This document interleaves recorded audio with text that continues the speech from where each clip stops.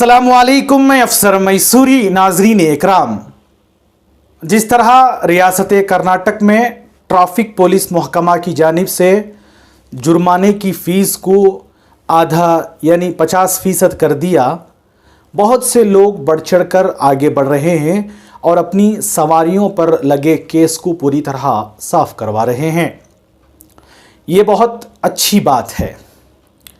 ये सब होने के बाद ये भी ज़रूरी है कि आगे आपकी गाड़ी यानी आपकी बाइक या स्कूटर पर कोई केस ना हो, तो उसके लिए हम सबको क़ानून के मुताबिक क़ानून की पैरवी करनी चाहिए। यानी अपने सर पर हेलमेट पहनना चाहिए जब हम स्कूटर या बाइक पर सवार होते हैं। पहले का आलम यह था कि कुछ मखसूस जगहों पर ट्रैफिक पुलिस खड़ी होकर बाकायदा चेकिंग किया करते थे। अगर आपके पास दस्तावेज़ात ना हो तो छोटी मोटी रकम देकर निकल जाया करते थे और कुछ लोग दूर से ही पुलिस को देखकर अपनी सवारियों को यू टर्न कर लेते। और कभी कभी आप नमाज को जा रहे हो या कभी जनाजे के पीछे आपकी सवारी जा रही हो तो ट्रैफिक पुलिस भी देख चुप रह जाती थी। मगर अब ऐसा नहीं है भाइयों। अब आप नमाज को जाएं या जनाजे के पीछे अपनी स्कूटर या बाइक में जाएं तो बाकायदा अपना हेलमेट पहना करें और क़ानून की पैरवी करें, क्योंकि जगह जगह कैमरे लगाए गए हैं।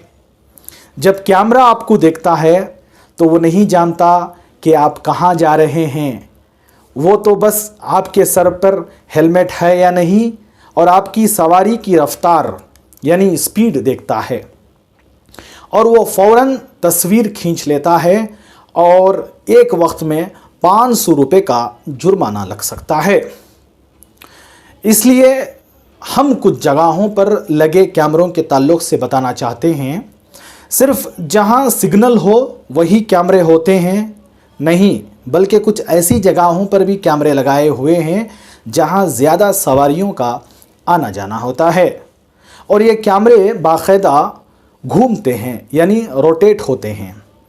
सबसे पहले बन्नी मंटप जो मैसूर बेंगलुरु रोड जहां से सिद्दीक नगर एसएस नगर को जाने का रास्ता है, जहां पर दारुल उलूम सिद्दीकिया मदरसा है और वहां पर बहुत सारे शादी महाल हैं, उस रास्ते से बहुत ज़्यादा सवारियों का आना जाना होता है। अक्सर शादियों को जाने वाले बन ठन कर तैयार होकर स्कूटर या बाइक के ज़रिए शादियों में जाते हैं मगर हेलमेट नहीं पहनते, तो उनके लिए ज़रूरी है कि हेलमेट पहने और जुर्माने से बचें।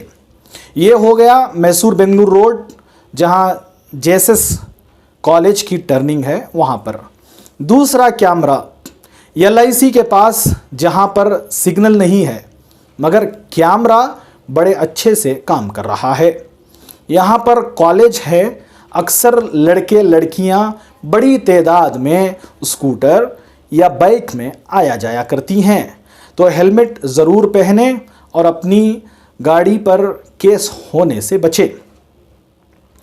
तीसरा कैमरा और बहुत ज़रूरी, यहाँ पर मस्जिद अक्सा है और 2 पेट्रोल बंक्स हैं। अक्सर लोग नमाज को अपनी सवारियों के ज़रिए आते हैं तो हेलमेट नहीं पहनते, तो ज़रूरी है कि वो हेलमेट के आदी हो जाएं जब स्कूटर चला रहे हों, क्योंकि 500 रुपये जुर्माना हर किसी के लिए एक बहुत बड़ी रकम है, लिहाजा इससे बचें।